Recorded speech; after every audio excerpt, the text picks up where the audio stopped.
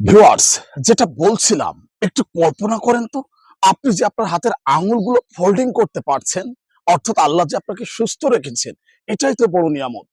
এই নিয়ামতের উপরে আর কি নিয়ামত হতে পারে?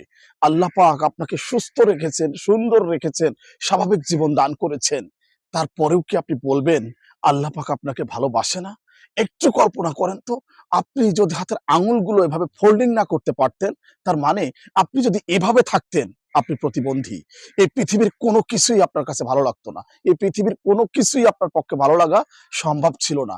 সেই মহান আল্লাহ পাক আপনাকে সুস্থ রেখেছেন, সুস্থতা দান করেছেন। এরপরেও আপনি কিভাবে চিন্তা করতে পারেন আল্লাহ আপনাকে ভালোবাসে না? প্রিয় ভিউয়ার্স, আমরা এগুলো কখন বলি জানেন? এগুলো বলার কারণ কি জানেন? আমাদের মূর্খতা, আমাদের জ্ঞানের সীমাবদ্ধতা। আমাদের জ্ঞানের সীমাবদ্ধতার কারণেই আমরা এভাবে চিন্তা করছি।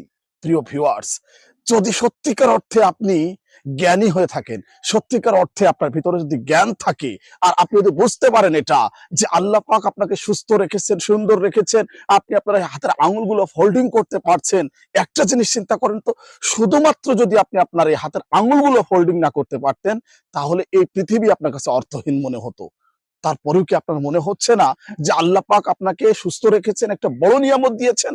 এরপরেও কি আপনি আল্লাহর কাছে শুকরিয়া আদায় করবেন না?